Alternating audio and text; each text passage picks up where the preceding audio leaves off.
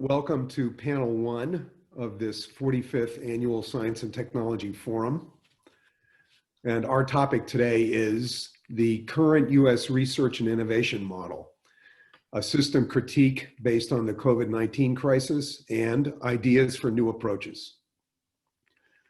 So 75 years ago, Vannevar Bush sent to President Harry Truman his Science, the Endless Frontier, the critical design document for post-World War II science. During World War II, Bush, as Franklin Roosevelt's science advisor, created a highly connected scientific enterprise that linked universities, industry, government for remarkable wartime technology progress. And as the war was ending, he designed a disconnected system with federal support for basic research and leaving the later stages really to industry. So this model created the federally funded research university, a remarkable creation. But by limiting the connections between the actors, it made technology advance more complex. So it designed the valley of death between R&D into our system. 75 years later, we face the nightmare challenge of coronavirus. It's forcing us to rethink many things, including the role of science and its connections to technology. So our first two panelists today will consider the lessons of coronavirus for Vannevar Bush's linear model and for global innovation. They will focus on the current lessons, right? A system critique. And the next two panelists will consider strengthening the resilience and the competitiveness of science and the role of the system in our recovery. And they're going to look ahead for new approaches. So let me briefly introduce our four panelists.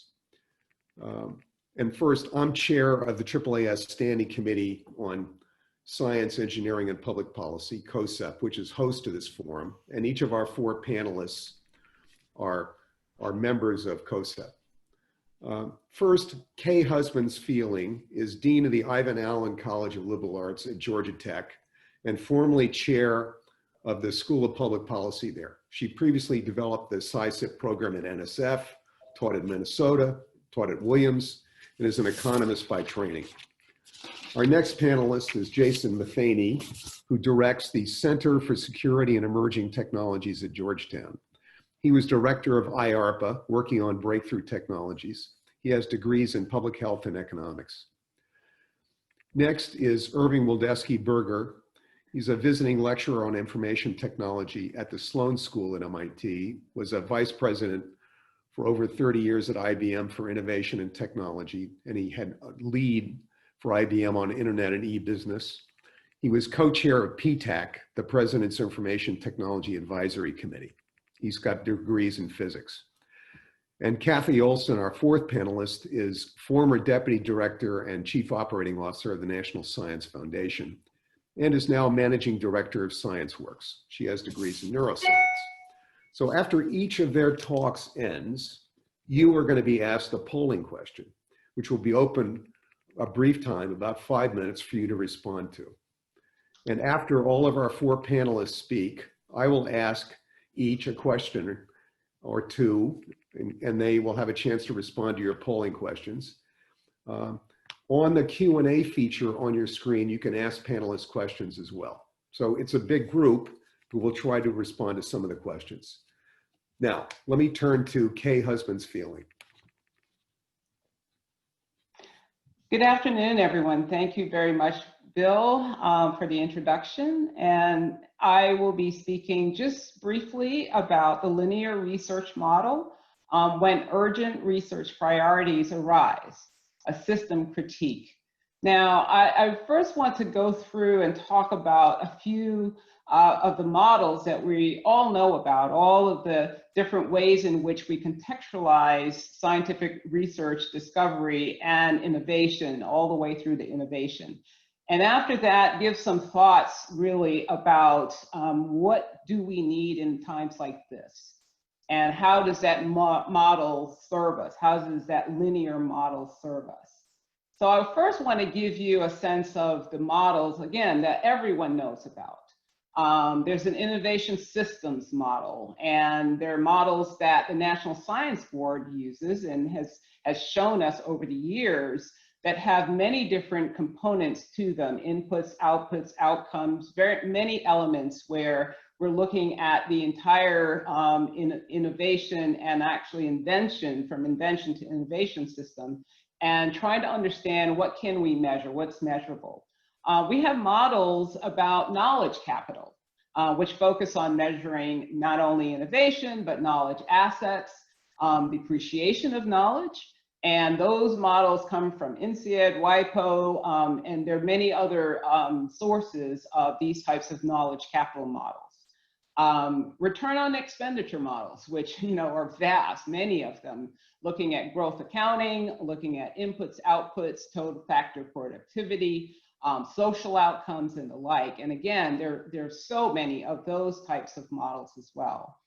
We have specific models on outcomes, looking at health outcomes, looking at environmental outcomes.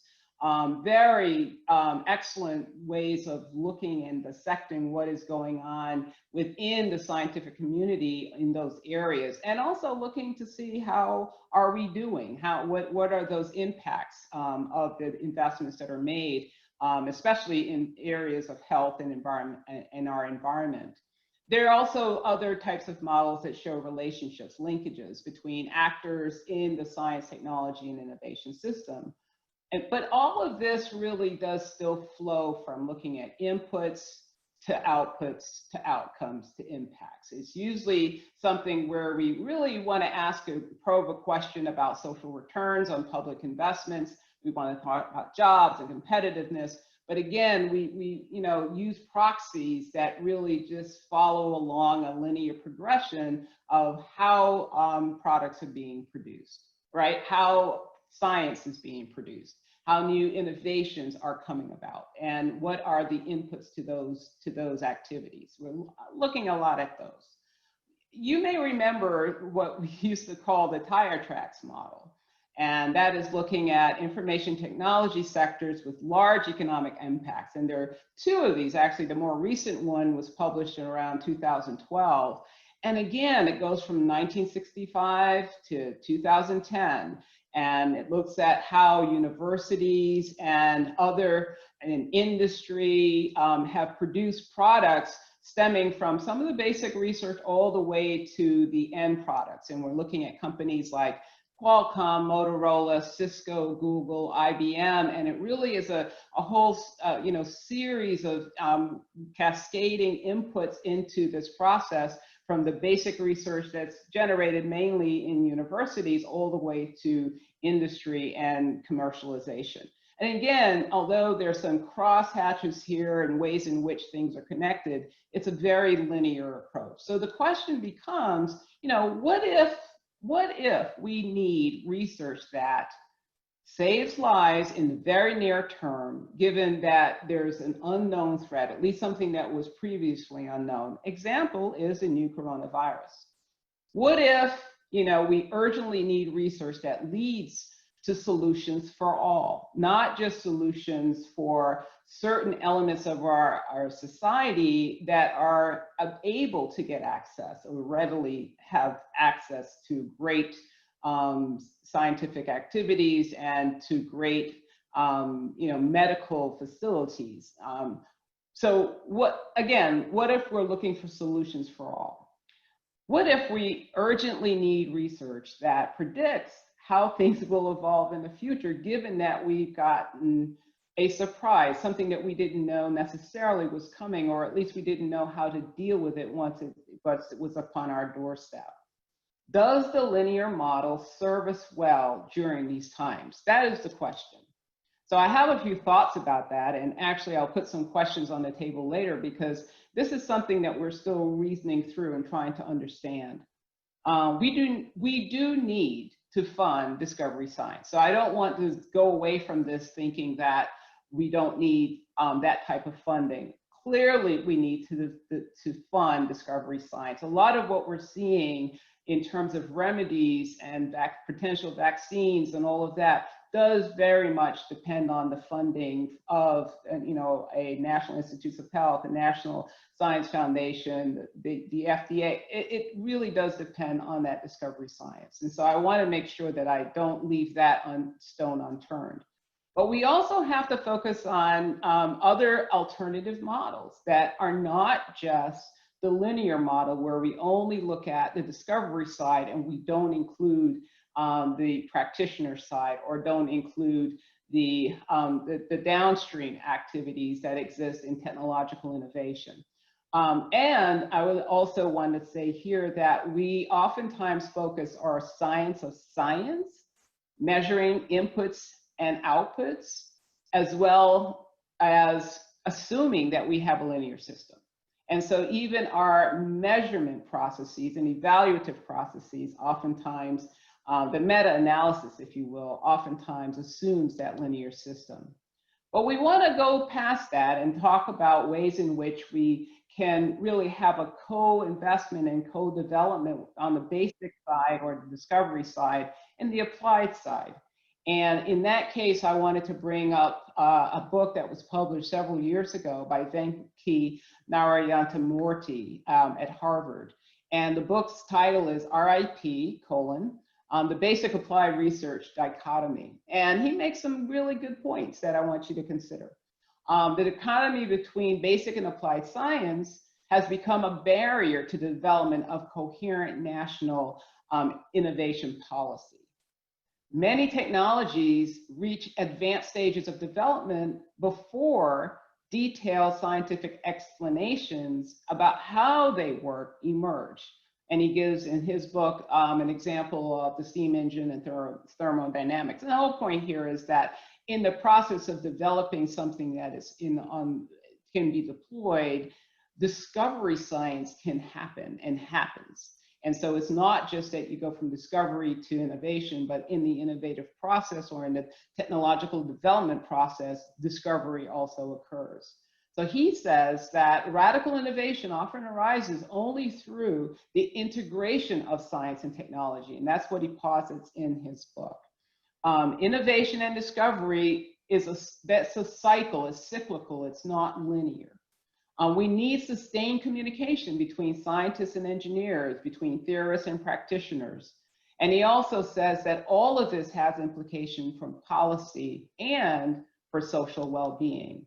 So I think that aside from answering the question about discovery science, do we need to fund it? Of course. But is this linear model serving us well? I think we can go to and look at other alternatives where we really have much more of a cycle and a co-development on the technology side and the discovery side. And I tend to agree with what Venki wrote in his book. I just have a couple more points that I'd like to make. First of all, when we have been going through this issue in measurement, and I've just made some excellent points about this in the panel right before this one, we are seeing disparities in how health-wise, family-wise, how societies are affected by the COVID-19 disease, right? And by the new coronavirus. And in the CIOS report from NSF, the Committee on Equal Opportunity in Science and Engineering, the 2017-2018 report does ask us to consider community engagement in the scientific process. And I just want to talk about that for a minute.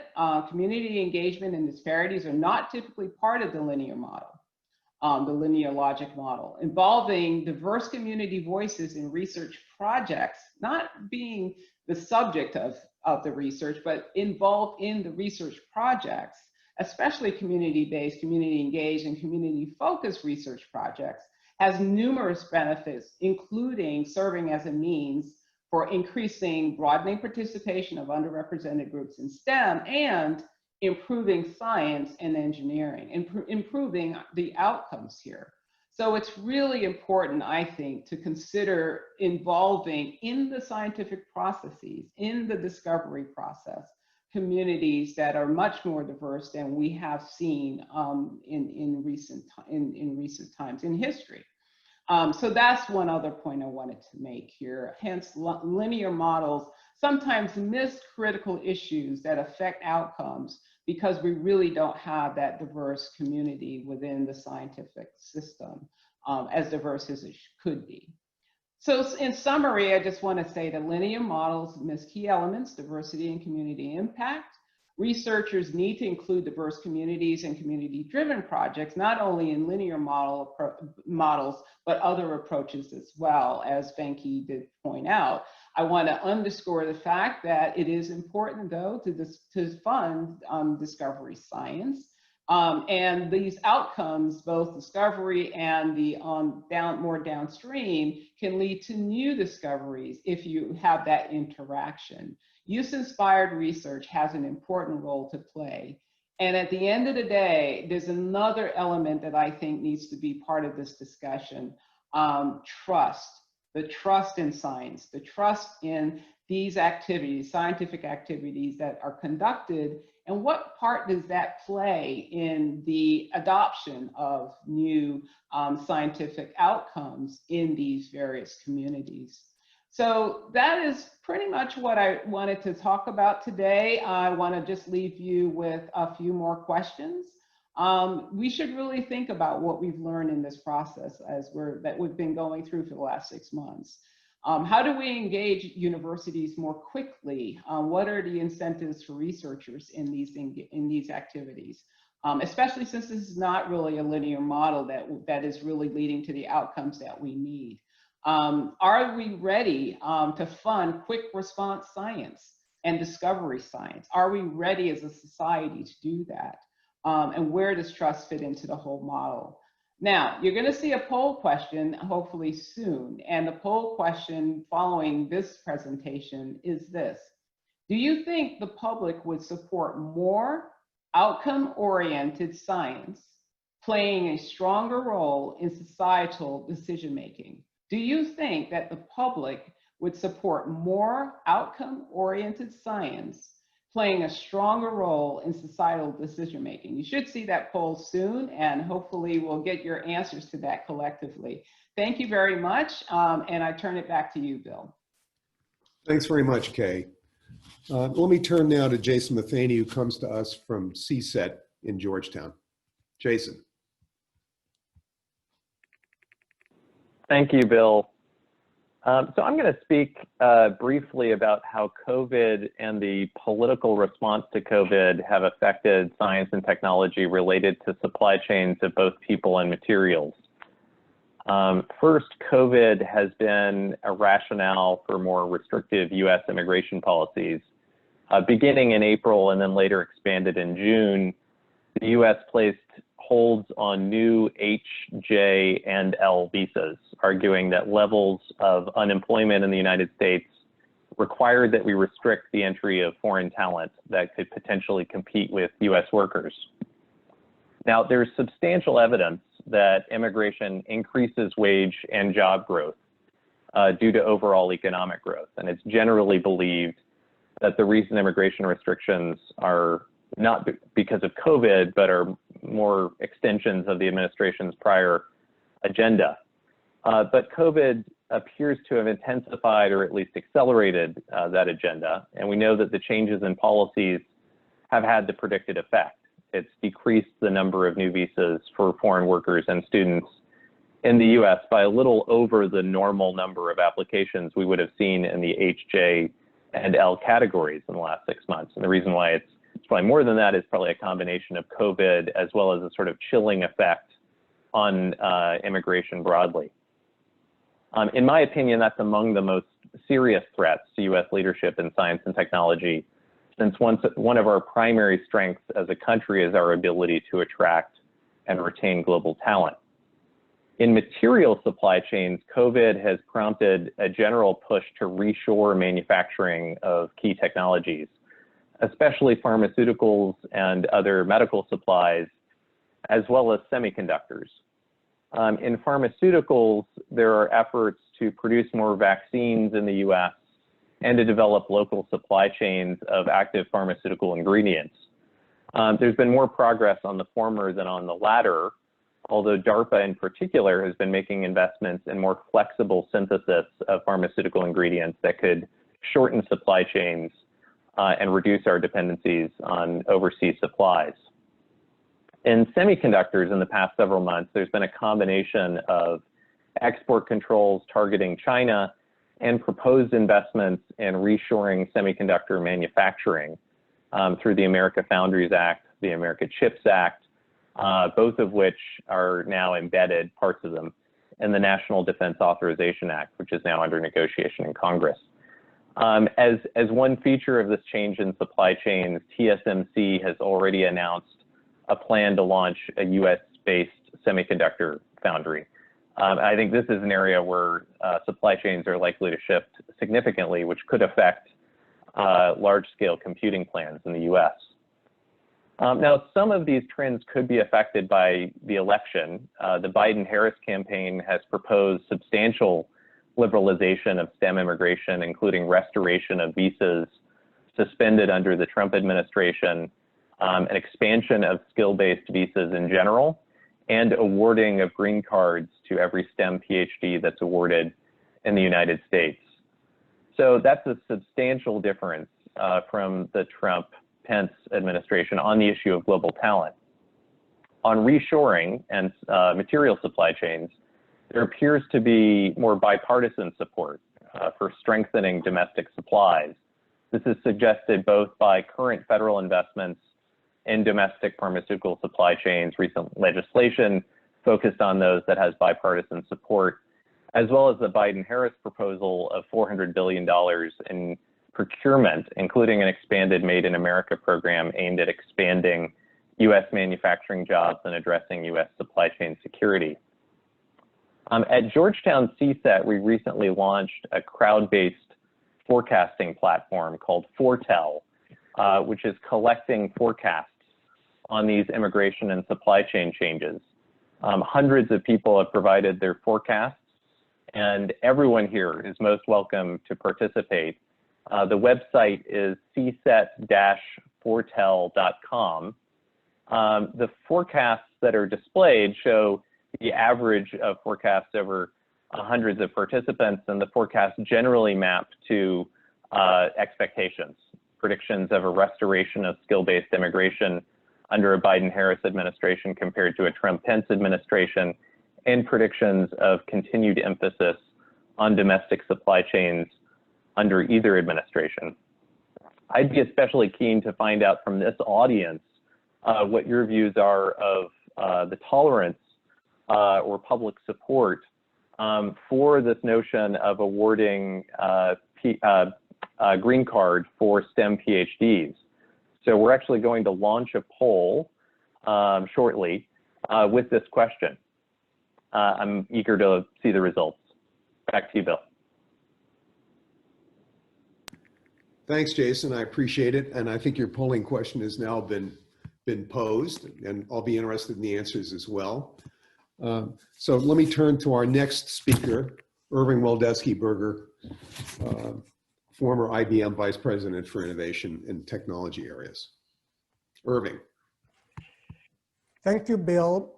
And what I'd like to talk about is the question of how can we strengthen the resilience and competitiveness of post-COVID USA?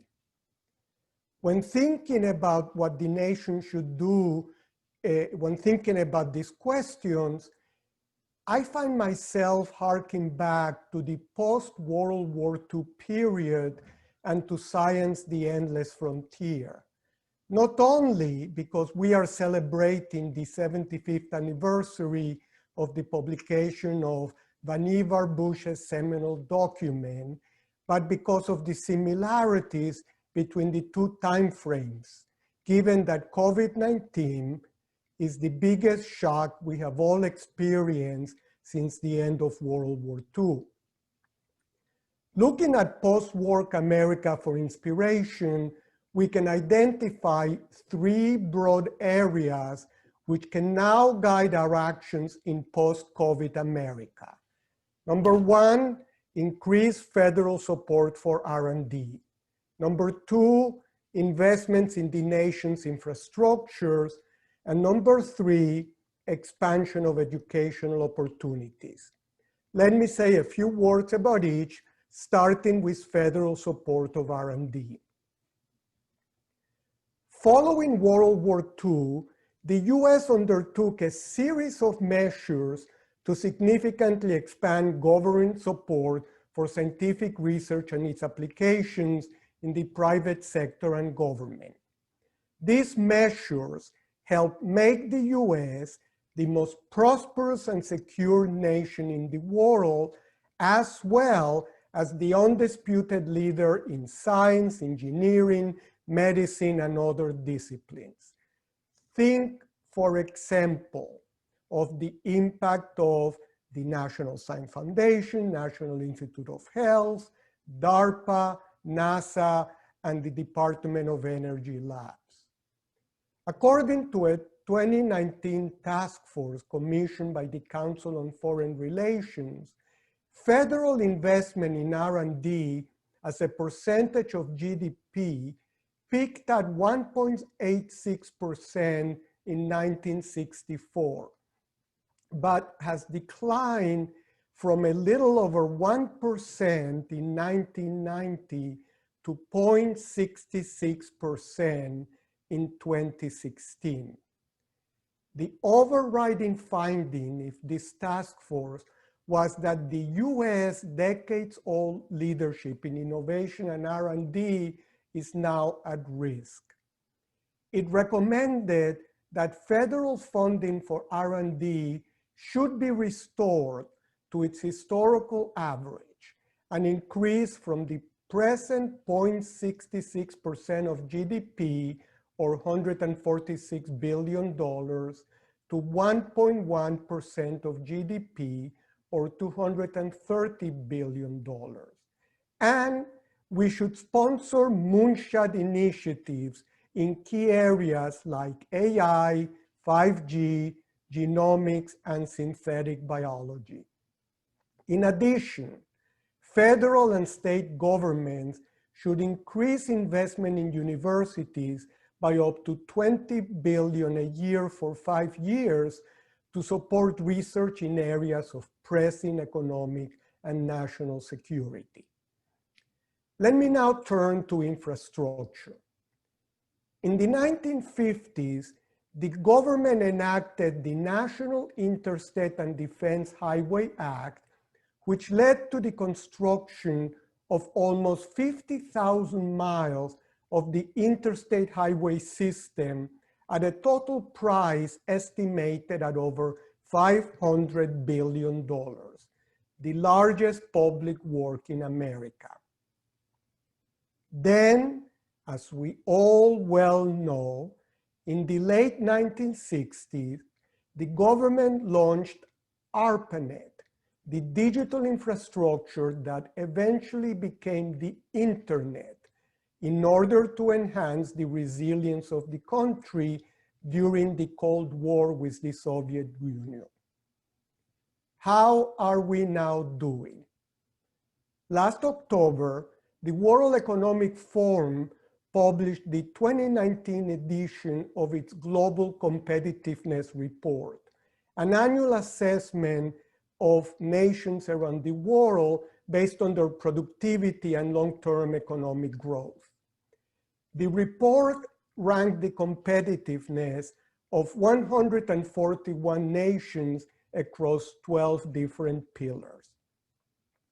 While the US was second overall to Singapore, it ranked 13th in physical infrastructure and 27th, let me repeat, 27th in information and communications technologies adoption, an embarrassing number for the country that invented the internet.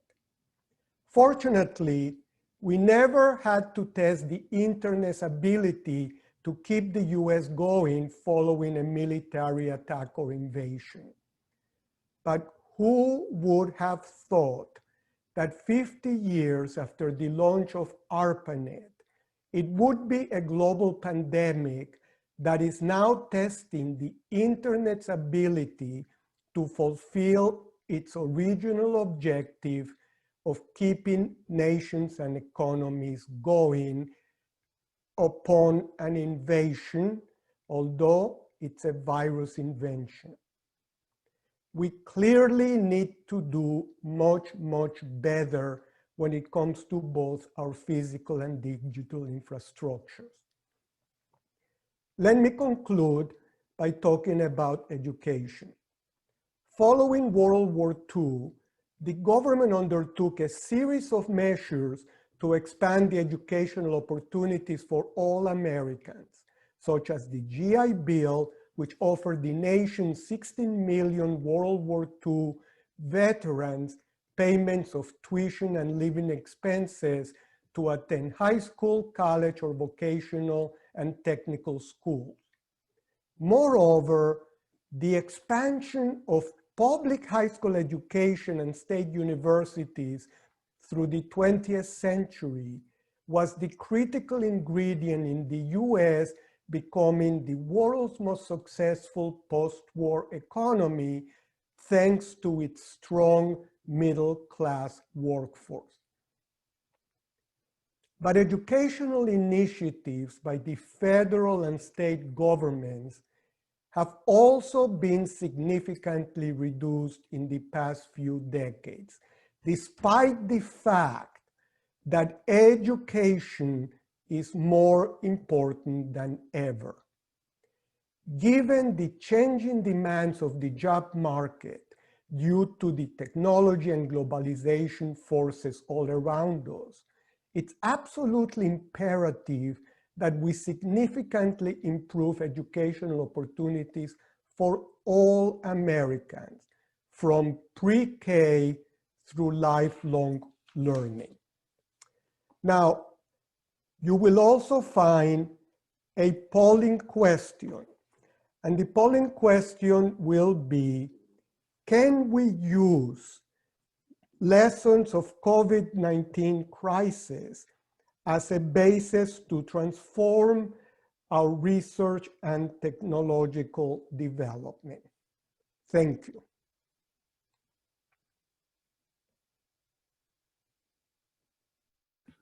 Irving, thank you. And Irving's polling question is, can we use the lessons of the coronavirus crisis as a basis to transform our R&D technology development system? So let me turn next to Kathy Olson. Kathy. Thank you. So the question that I was asked to address is, can the R&D system now contribute to our economic recovery? The answer is yes. But more money doesn't equal the desired results. More money must be strategically focused to areas that could make the most impact. It must be an inclusive, equitable, and diverse recovery. Fortunately, the US has numerous reports, books, task force, testimonies based on data provide detailed recommendations as to what is needed. This will only be possible if and when the government, industry, nonprofits, and academia do their parts to work together to help revive the economy and sustain global R&D. It's a pivotal time to do what is right. Fortunately, we are ready for the challenge. I'm going to be providing very quickly 2 comments and 10 recommendations. And the 10 recommendations you'll see really supports what Irving and Jason and Kay has already said. The recommendations that I'm giving are not new.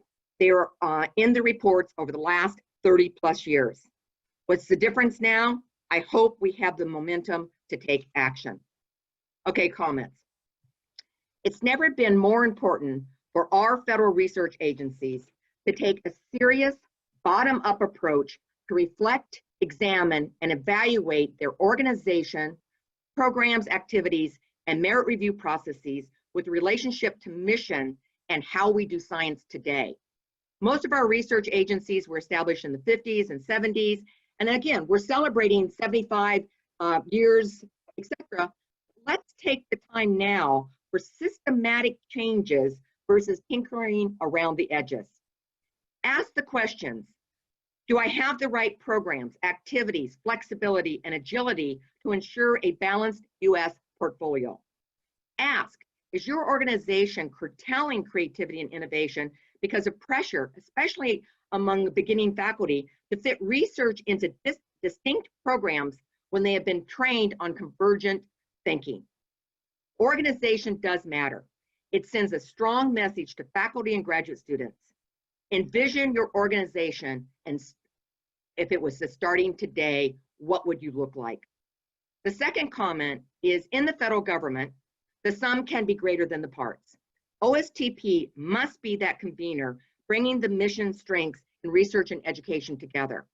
The American Leads Bill, introduced in September by Schumer et al., recognized this critical role and called for a new subcommittee focused on semiconductor technology and innovation, and also to establish an Excellence in Critical Technologies program, which I believe could be an effective change engine for innovation if it's across America. Now for the top 10 recommendations. 1, sustainability of funding for research and STEM education. An increase without sustainability in a knowledge technology-based economy is a train wreck. Number 2, strong commitment for fundamental basic research across all areas of science and engineering. Let me define fundamental research. It is basic research that provides findings and data that expands the pool of knowledge in any discipline.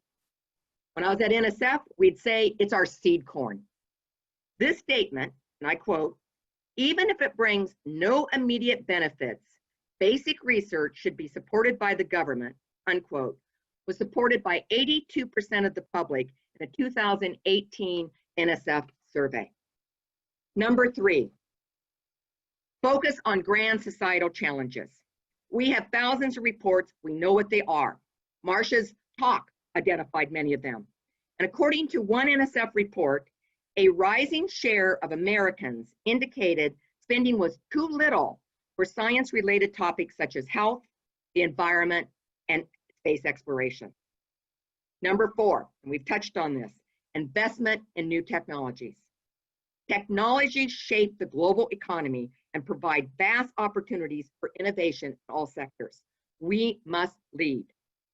Number 5, funding for infrastructure programs across the US must include investments at national labs and our academic institutions. I support completely what Irving was saying. The state-of-the-art instrumentation and lab facilities equals state-of-the-art research. Number 6, universal access to information technology.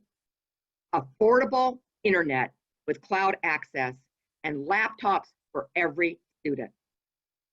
Number 7, federal policies to spur innovation, like tax credits for industrial support of basic research. Like what Jason's saying, immigration policy to attract and retain the best researchers around the world. And we also need education policies to ensure inclusion and diversity.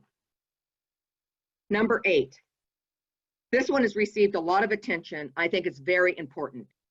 Establish new technological hubs across America. As the Brookings Institute report indicated, we can no longer, quote, "we can no longer rely upon market forces or bottom-up economics to address the growing gap between our country," unquote. We know the statistics. Only 5 metro areas account for more than 90% nation's innovation sector growth during the years 2005 to 17. 3 states received 73% of venture capital dollars in 2019. 2/3 of the US R&D funding goes to 10 states, and 20 states get 86%. While the EPSCoR IDEA program has proven successful in strengthening regional economies via their universities, still only 11% of the R&D funded was awarded to 28 jurisdictions. We have inequalities, but more importantly, we are missing opportunities to strengthen the entire country. National Academy report on EPSCoR stated in the report, the nation requires the talent, expertise, and research capabilities of all states in order to prepare sufficient numbers of scientists and engineers remain globally competitive, and support economic development. So the question is not, do we need hubs, but how many and where? Schumer's bipartisan Endless Frontier Act, he submitted in May, he says, if passed, allocates $10 billion to create at least 10. One of the Brookings reports suggests 8 to 10 focused in the heartline. I have to admit, my favorite was 102 locations were identified in the book, Jumpstarting America, How Breakthrough Science Can Revive Economic Growth in the American Dream by MIT professors Gruber and Johnson. And part of the selection of these locations was the access to universities that played a major role. So going back to what Irving said, education, recommendation number 9, education from K through Gray with evidence-based learning. Vannear Bush in Science of the Endless Frontier stated, the future of science in this country will be determined by our basic educational policy. And inclusion and diversity must be central. I ask, why haven't we addressed this issue? Why are we still having this conversation? Enough. We know the importance of a robust pipeline and strategies to enable as a savvy STEM workforce across all levels of education. In 1958, this is my polling question, in 1958, the National Defense Education Act was enacted to increase the technological sophistication and power of the U.S. by providing funding to U.S. educational institutions via loan programs for undergraduates, graduate fellowships to individuals that then could go anywhere to use them, and opportunities for retooling for the workforce in both STEM fields. Is it time, my question, to pass new legislation, and I say pass, not just introduce, entitled the National Education Research and Technology Act for 2021? Okay, this is not a shopping list. It's based on reports that since the 90s that inform U.S. policymakers to what is needed to stimulate and sustain U.S. confidence and leadership. Without data, possibly the U.S. is number 1 in generating reports, but we're also number 1 on ignoring them. Please note, other countries use them. The public supports science. 92% in an NSF 2018 survey agree with this statement. Because of science and technology, there will be more opportunities for the next generation. Let's make this possible by aggressive, strategic, and sustained investments in research and education. Let's become the number 1 leader in taking actions for our reports. I was born and raised in Oregon, so I'm going to take the lead from Nike to end my talk with recommendation number 10. Let's just do it. Thank you very much. Thank you, Kathy. And there's a polling question pending for you as well. Does the U.S. need a new National Education Research and Technology Act that provides support for both new workforce technical education and portable undergraduate and graduate scholarships in STEM fields? So both workforce education as well as science education. Thanks, Kathy. So I'm going to turn now to the panelists with the polling questions that went in their directions. And so let me turn first to Kay. And the question you got, Kay, to comment on was, do you think the public is going to support more outcome-oriented science to play a stronger role in societal decision-making? What are the pros and cons? What are the likelihoods? Our audience felt that there would be a strong positive reaction to that, but what are the issues that we're going to face in addressing this? Well, thank you, Bill. And I'm just really excited to see here is that we have a strong showing of folks on the call, and this is a pretty handsome number, 288 people voting, saying 83%, represented 83%, that the public would support more outcome-oriented science. I think what we're going through right now with COVID-19, with a number of other issues that are we have to pay attention to, not just in health, but other issues as well. we understand that the science and technology, the science and engineering, those combinations are really the things that we need to move us forward and to yield real outcomes, real results for us. I'm looking at some data that was produced by Research America in a survey, national survey. And here it says a strong majority of Americans agree that the COVID-19 pandemic is a disruptive event and requires urgent refocusing of America's commitment to science. And it's not just science. Supportive of those surveyed, support incentives for private sector investment in science and technology was 76%. Would pay $1 more a week in taxes to support scientific research, 66%. And so on. I think that we're at a point where some of the ailments, the things that affect us, are very, very clear. We always talk about social well-being being the ultimate outcome, and we know that health is a critical part of that. Our environment is a critical part of that. But I also want to just continue to underscore the issues regarding how the disparities are evident in these outcomes. And Kathy mentioned it as well, how important it is for us to understand that all communities are not affected the same. There's a disparity here, and that needs to be addressed, not just that we get better on average, but that average also depends on all of us getting help and getting and benefiting. I noticed that in the chat, Avery Sen, whom I know, said that he could have changed the way the question was phrased in an interesting way. Will the scientific community support more outcome-oriented research with participation of diverse communities? I found that interesting too, whether or not the scientific community still relies on this dichotomy to be active in the linear model to be what we work on, as opposed to something where we really do have that integration of discovery into technological development and the whole thing more cyclically or it's in a cycle working together. I think we can get there. I'm at an institution where that occurs. Georgia Tech is in the background. And I do think that is, it's just evident that that's where we need to be. I'd love to hear other panel members respond as well. Back to you, Bill. Thank you. So let me turn to the polling question that went to Jason. Is the public going to support immigration green cards to foreign-born scientists trained in the U.S.? Yeah, so I think, first, thanks to everybody who filled this out. I think the responses look somewhat more optimistic than other surveys that I've seen of this. I think this is going to be a controversial issue. And I am really grateful to the discussion in the chat that points out that one of the considerations in policy discussions of expanded skills-based immigration is going to be research security.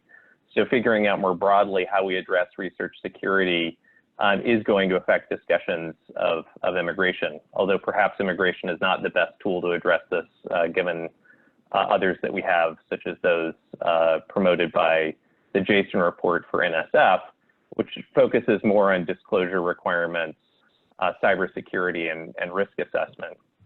I think it will be really important how we communicate the role of high-skilled immigration to the public. And I think, for one, there has not been a lot of public discussion of the empirics that we have on the gains from immigration to the U.S. economy in job growth and wage growth, the extent to which in the tech sector we depend on high-skilled immigration. For example, half of the computer scientists and mathematicians in Silicon Valley being foreign-born, half of the co-founders of our $1 billion plus tech companies being foreign-born. So I think we probably need to do a better job of simply communicating what the facts are, as well as what the benefits from high-skilled immigration in the future are likely to be. If anyone has thoughts on how we can better communicate those benefits, please send me a note. I'll post my email in the chat. Back to you, Bill. Thank you. I appreciate it, Jason. So let me turn to the polling question that went to Irving. can we use the lessons of the coronavirus crisis as a basis to transform our research and technology development systems? Well, I'm glad that so many in our audience agreed with Rahm Emanuel's famous quote from about 10, 12 years ago, saying that you should never let a serious crisis go to waste. FDR definitely didn't do that during the Depression when he enacted a number of social programs like Social Security. I talked already about the post-World War II period when coming out of the war, we did all kinds of things that made us the top economic power, national security power, and scientific power in the world.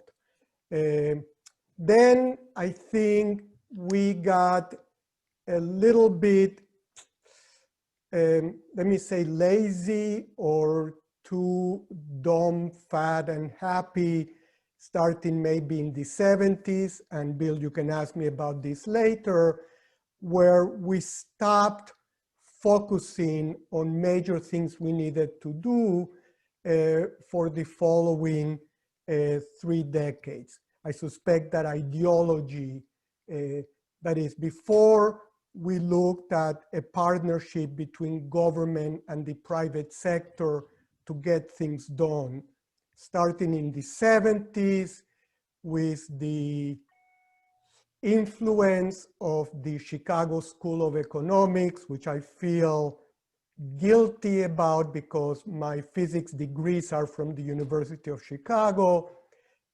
People started saying that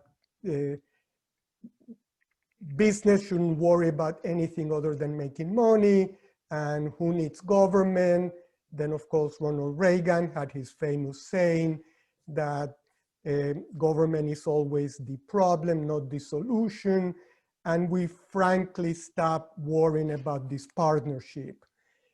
I think the financial crisis of 2008 could have been an opportunity for us to do more. And I don't think we properly took advantage of it compared to other crises. And here we are in what is arguably the mother of all crises. And, look at what happened to our event.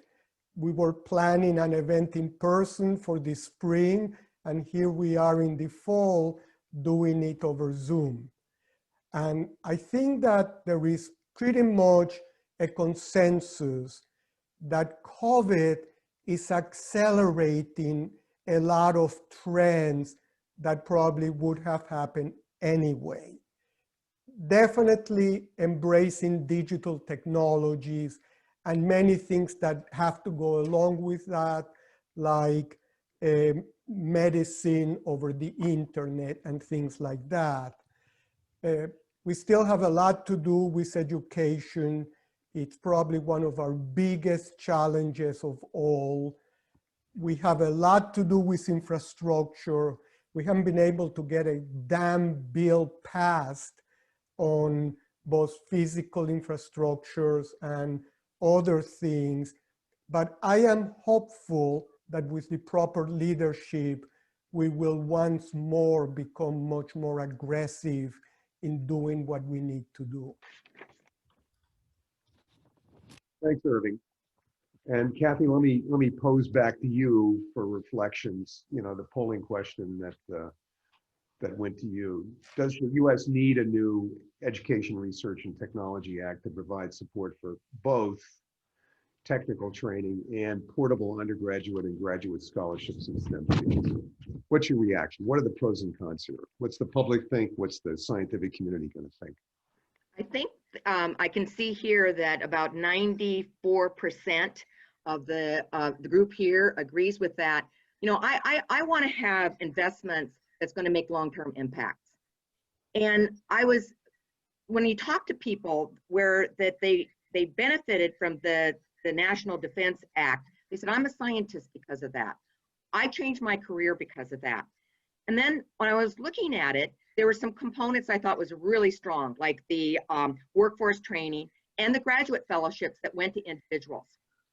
But one area of that kind of bothered me, and I thought if the government was going to enact a Education, Research, and Technology Act, they should look at the undergraduates.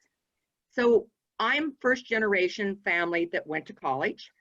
And so when I was choosing my colleges, I had to choose it on where I could get a scholarship. And the National Defense Act basically provided loans for undergraduates. So I was thinking, if we're going to be inclusive, diversity, and equality, why don't we think about a scholarship program for undergraduates, but it would be based by the House of Representatives. So there are 435 members of the House of Representatives. And as we know, the House of Representatives was established to represent people across America. So why don't we provide 5 scholarships for every single district? And I know some districts have more people and et cetera, and their issues, but they represent America 5. So then I started doing the math. So let's say we gave $25,000 a year. And so that would be in the first year, approximately 55 million for 1 year. But of course, it's 4 years to graduate. And so that would be 280 million. A good friend of mine that used to be at OMB would say this is desmodus for the based on the impact, the amount of costs. Can you imagine allowing, having that opportunity and those scholarships? And there's data, and I need to check the reference, that a lot of people go within 150 miles of their home to go to college. So that these scholarships within the districts would also be impacting those regions, even though the students would be allowed to take them anywhere. But I do think that, and actually Max Bronstein, when I brought the idea up to him, said that the program should not just be scholarships, but look at the Meyerhoff program model or the Posse model in New York. Possibly we should have some mentoring at the universities that they go to, because guess what? Science is hard. My first C came from second year calculus. But science, but people need to get through the science, and maybe you're not all going to be 4 points, but guess what? The career opportunities are there, and in our technological knowledge-based society, that's where the workforce needs to be going. So thank you, and I do believe that we need to have a new bill, but we need to think about what we need to do to impact now. So it's not exactly like the defense bill, it's one that fits us in 2021. Thank you. Kathy, thank you. And so let me field some of the questions that came up, from our audience group. And Kay, let me turn to you for one of those. One of the questions was, how do we promote more equal opportunity for people to get involved in the policy level of science and technology? Well, this is, first of all, it's important to understand what are the issues, what are the problems, what are the areas that are of interest to a variety of people in the population. If we have an understanding, the first thing I ever go to is, what problem do you want to solve? And if it is a problem that is, very, very specific, and it's not a problem that is affecting a broad brush of communities, then it's very possible that you will not necessarily see the outcomes change for those communities and for the issues that really pertain to them. So the first thing I would go to is, let's figure out what are those issues. Second thing I would want to do, and this is something I've thought of doing myself, is to involve not only the faculty, but also students that are interested in solving these specific problems, to also engage with the communities where those problems exist. Is it internet broadband in local communities, ranging from people that are in dense populations also to remote populations? What are some of the issues in terms of health disparities? I'm looking at another set of data here about health problems on certain types of cancer, diabetes, heart disease, infant mortality. And are those the issues you want to work on? And what communities or what sets of individuals would want to work on those issues. And let's make sure, as Kathy said, that we have the talent and invest in the talent to work on those issues together.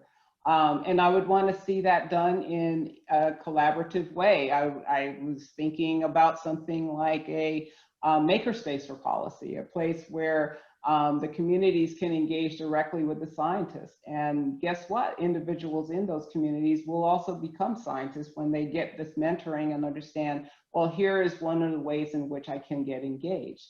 And so those are some of the things that I've been thinking about over time, Bill. I think that first, though, we need to understand what are the issues that are really important to a variety of individuals, and then start involving those individuals as part of the solution to the problem. Thanks, Kay. Jason, let me pose a question to you. I mean, you obviously raised the whole issue of international students and access to the US, but you also spoke about the supply chain and industry effects that we've been going through as a result of COVID. Post-COVID, are we going to snap back? You know, are there going to be changes to our supply chains and production systems that may be more permanent here? How do you read this? Yeah, I think it's going to be a mix.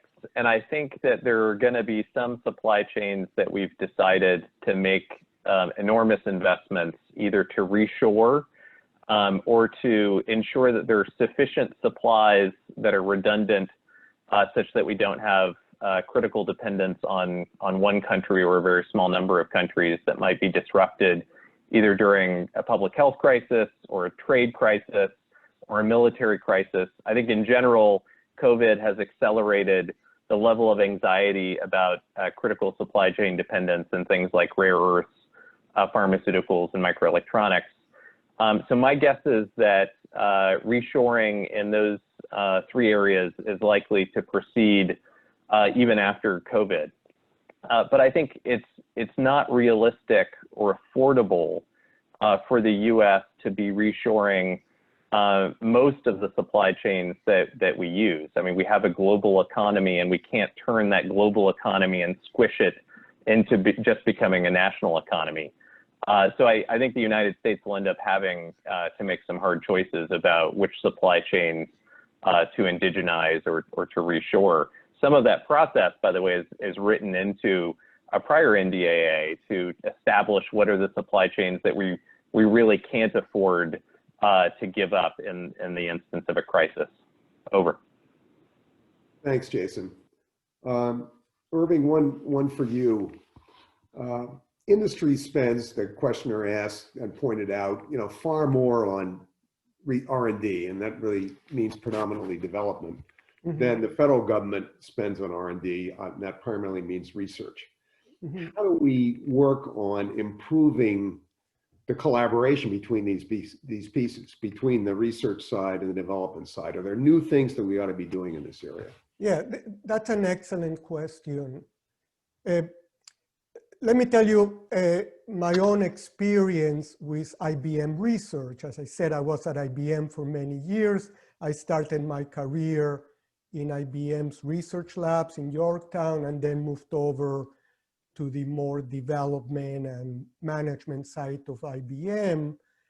And when I first joined IBM in 1970, a lot of IBM's work was to do more farther out research, and then ideas were sort of thrown over the fence to the development people to go build products or whatever. And the development cycles were very long as a result of all that, of all these. I think it's what Kay calls sort of these linear phases of you do the research and you throw it over and whatever. And then a couple of things happen. The world got a lot more competitive with the rise of startups, with Silicon Valley, with globalization. The level of competition went way up, and all of a sudden you couldn't wait 5 years to get a product from lab to marketplace because startups and others would just kill you. Second, the problems we worked on got a lot more complicated. And so a lot of the industrial research labs had to get far more involved in actually working in real world problems that were out in the marketplace. You know, think of the internet. I mean, that was incredibly complicated. Think of parallel supercomputing. Think of all the gigantic distributed systems. And so the industry has had to keep up with competition and complexity, get far more involved with what before would have been just what the pure development did.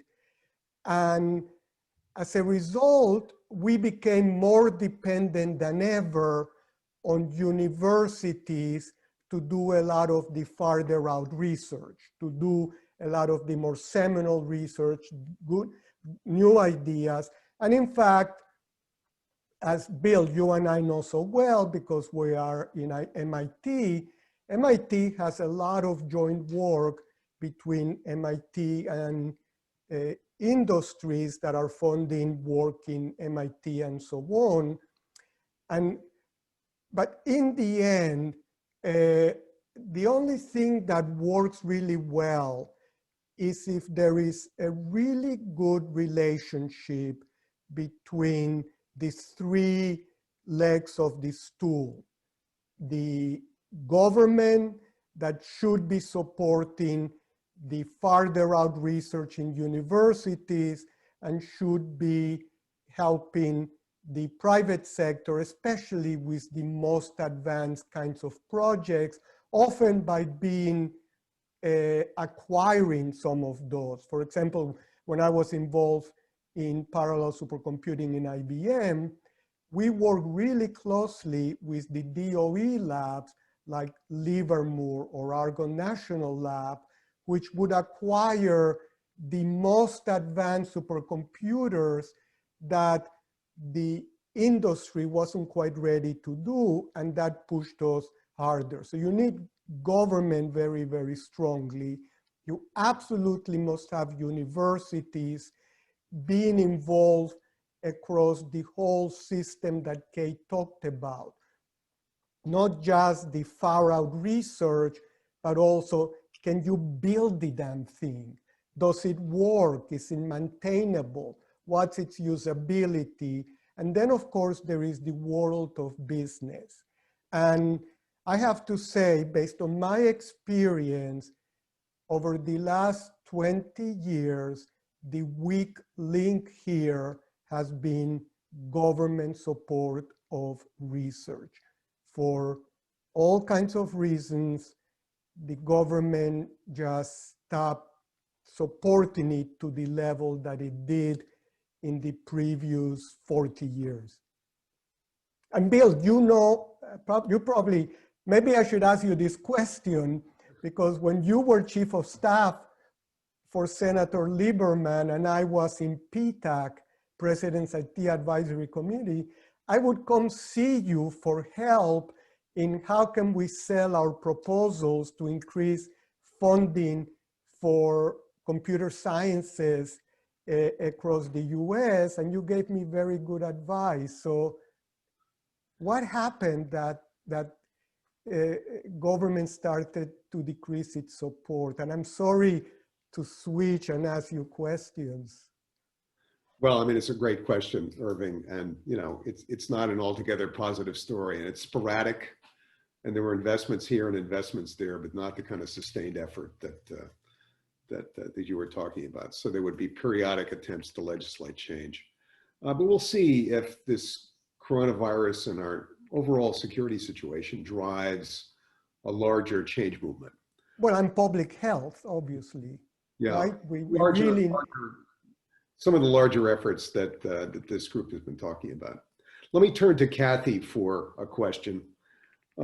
Kathy, there was an interesting question posed about, do we modify our teaching of the scientific method to maybe also include teaching an innovation method, right? If what we're going to pursue is more outcome-oriented science, as Kay has been pushing us to think about, do we want to figure out what an innovation method might look like and attempt to teach that? What do you think? Well, I agree. You know, it's interesting if you think about, let's say training grants, in terms of quantum or semiconductors or whatever, and our biology, okay, and neuroscience. Having the graduate students have courses on entrepreneurial thinking, on how to do businesses, etc., I think is a win-win situation. I know a number of universities through their business school are starting to offer that. It's very expensive, but it really should be part of how we train our graduate students for the future, and even undergraduates, you know, that are majoring in science. You need to have a strong background in science and engineering and your discipline and etc. But having those opportunities are great. You know, it's interesting. We're all looking at a diversity of science careers, and some people will be better in academia. Some people will be better in serving in the government and Congress and etc. But some can really take their ideas and be very, very creative. So we really should have these opportunities to allow the undergraduates and graduate students to integrate their ideas with that training. I think would be great. Thanks, Kathy. And you know, there's a question I can't resist firing back at Kay from one of those in the audience. You know, she's Dean of the Ivan Allen College of Liberal Arts at Georgia Tech. Kay, what's your view on connecting science with the humanities? Well, I'm so glad you asked, because when Kathy said what she said, it was just a natural segue into saying it has to be. I mean, the creativity that we have in the humanities and social sciences spurs the creativity in that combination with the science and engineering. I mean, it just sort of goes hand in hand. That's one of the benefits of having that kind of closeness between the humanities and engineering and computer science and the sciences, especially at a place like where I am at Georgia Tech.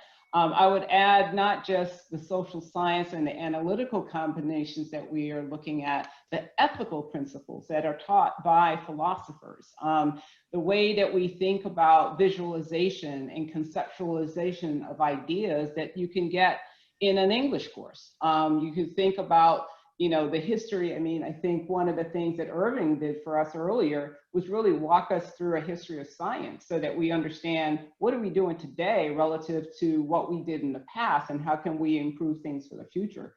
So I am so excited to have that, because when Kathy said what she said, I was just thinking, yeah, that is especially important to see that combination, that closeness between humanities, science, social science, technology, pulling on all those threads that I just mentioned.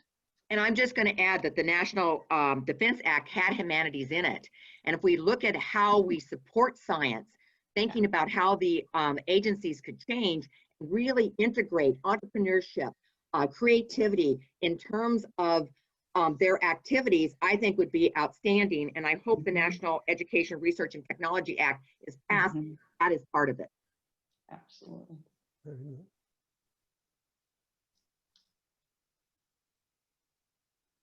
Bill, you're muted. One question for Jason and Irving, and a closing thought. We just got a minute or so to go. How would we teach an innovation method? Can we do that? Could we put that together? Could that be included in the curriculum? You both. Jason? I defer to Irving on this. Well, innovation is all about, you have an idea, make it happen. And what do you need to make it happen? And the key to innovation is you have to have the lab, ideas, but then you have to work with a group of people to help you. So you have to learn, let me say, the more social aspects of the idea. Getting back to the humanities, you have to be a good communicator, because if you have a wonderful idea and nobody understands what the hell you're talking about, because you don't know how to put together a good sentence or write a document, you won't be able to get it. And then you have to learn, how do you get it into the marketplace, start working with early adopters. So it's do all the things that you need to get a great idea to be successful in the marketplace. That's what innovation is. It brings the marketplace in, as opposed to just have the great idea, write a paper, and you're off to the next paper. That is not quite innovation. Irving, What thanks. Irving said. Okay, thanks, Jason. Thanks, panel. Great discussion. Really appreciate it. And we're out of time.